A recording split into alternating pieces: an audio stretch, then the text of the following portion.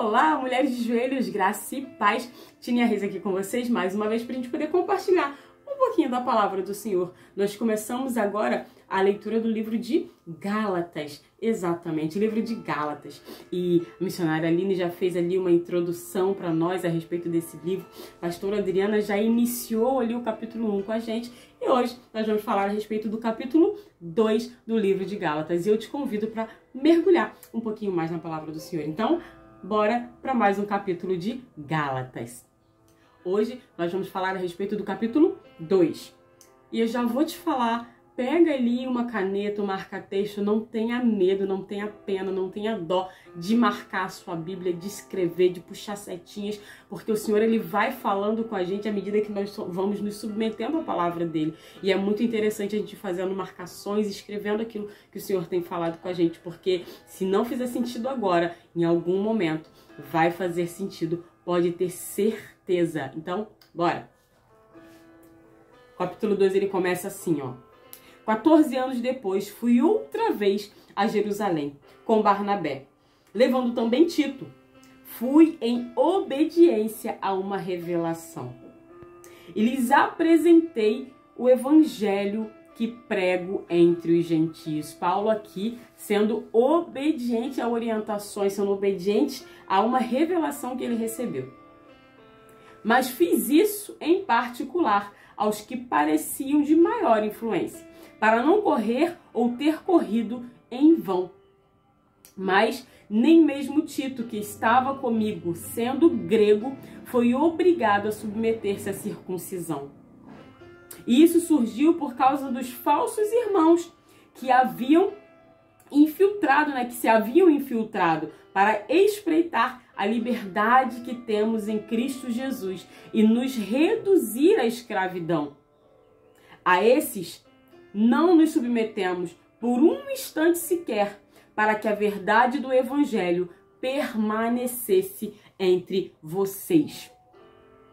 E quanto àqueles que pareciam ser alguma coisa,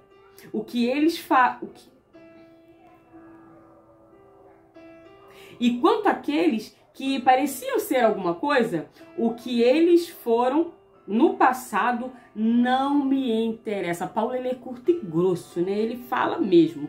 O que eles foram, não me interessa. Deus não aceita a aparência do homem. Olha isso que Paulo está dizendo. Não importa o que eles foram, o que eles deixaram de ser. A aparência não importa para Deus. Esses, digo que pareciam ser de maior influência, nada me acrescentaram. Pelo contrário, quando viram que me havia sido confiado o evangelho da incircuncisão, assim como a Pedro foi confiado o evangelho da circuncisão, pois aquele que operou eficazmente em Pedro para o apostolado da circuncisão, também operou eficazmente em mim para com os gentios. Ele está dizendo aqui, o mesmo Deus que operou, que confiou o evangelho ali da circuncisão a Pedro, ele confiou a mim, Paulo, o evangelho da incircuncisão.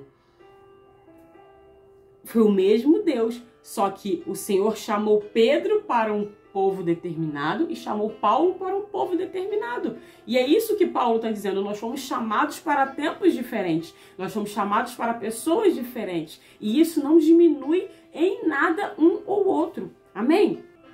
E quando reconheceram a graça que me foi dada, Tiago, Cefas e João, que eram reputados colunas, estenderam a mim e a Barnabé a mão direita em comunhão. Olha isso, estenderam a minha mão direita da comunhão. Maravilhosa, E a gente vai seguindo aqui a leitura. E aqui, a partir do versículo 11, algo interessante acontece. Paulo, ele vai repreender Pedro. Por que Paulo vai repreender Pedro? Já ouviram falar no duas caras? Vira casaca? Mais ou menos isso que aconteceu aqui nessa situação. Olha só o que aconteceu. Versículo 11. Quando, porém, Cefas veio a Antioquia, resisti-lhe face a face, porque havia se tornado repreensível. De fato, antes de chegarem alguns da parte de Tiago, ele comia com os gentios.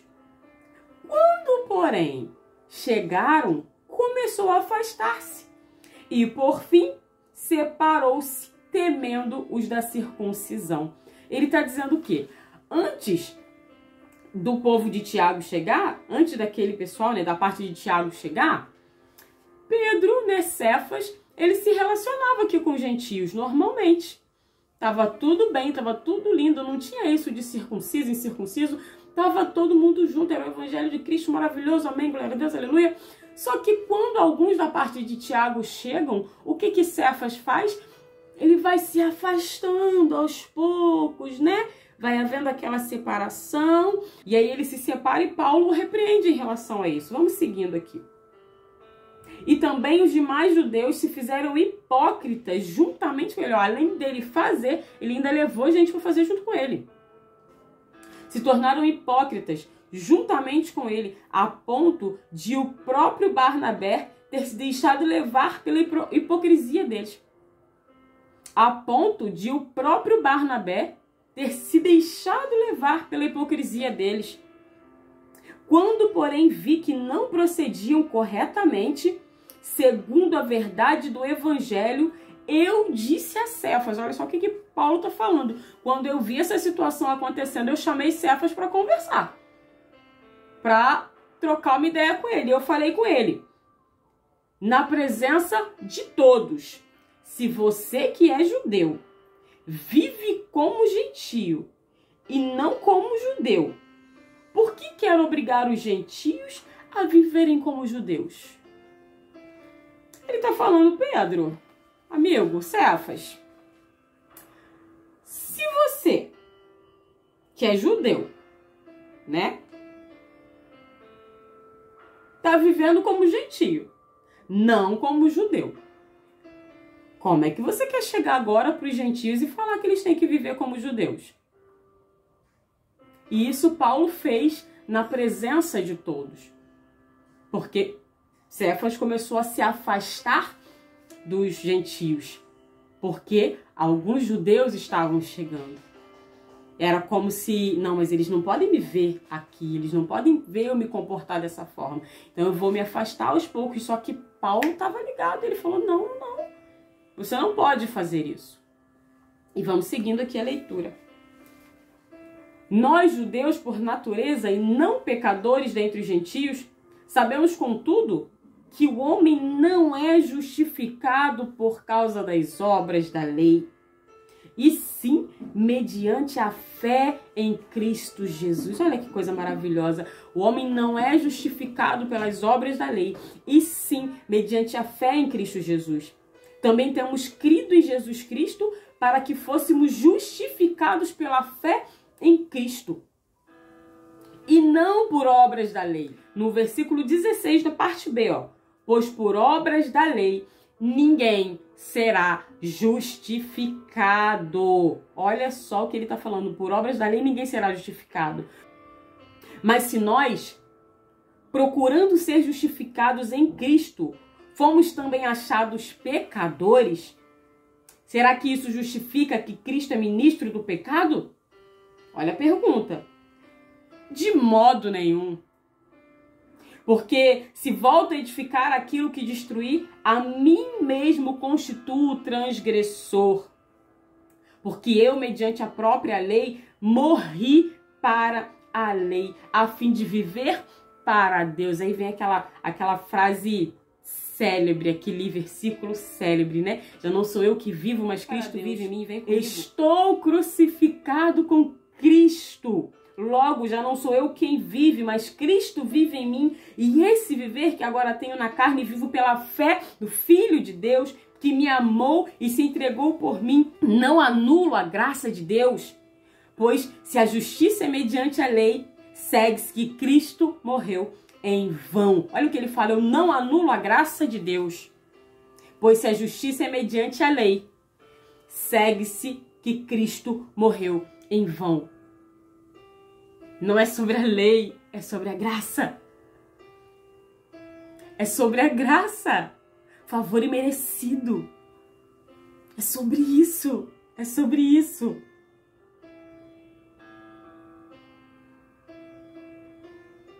Nós não somos justificados pela lei. E nós precisamos entender isso. Nós precisamos entender que nós não somos justificados pela lei. O que nos justifica é a nossa fé em Cristo Jesus. Nós precisamos entender que nós não somos justificados pela lei. O que nos justifica é a nossa fé em Cristo Jesus e entender que é pela graça que nós somos salvos. A graça do Senhor, ela nos alcançou. Independente do que nós fazíamos outrora, a graça do Senhor nos alcançou. E quando nós nos posicionamos diante dele, nós somos abraçados, nós somos envolvidos, nós somos tomados por uma graça que nos envolve. E como é gratificante, como é lindo poder experimentar desse amor do Senhor por nós. Como é lindo poder experimentar a graça de Deus sobre a nossa vida. E a oração que eu faço nesse dia é que você possa sentir a presença do Senhor aí no seu lar e possa sentir a graça dele. Que você possa entender que não é sobre o que você faz, é sobre você acreditar naquele que veio, naquele que disse que ia morrer e morreu, naquele que disse que iria ressuscitar ao terceiro dia e ressuscitou, e aquele que falou que vai voltar. É sobre a nossa fé nele. Porque quando nós temos fé em Cristo Jesus, nós mudamos o nosso comportamento, nós mudamos o nosso posicionamento, porque nós aprendemos a valorizar o sacrifício dele na cruz. E é sobre isso. Se eu creio, eu respeito, eu honro, eu obedeço, é sobre isso.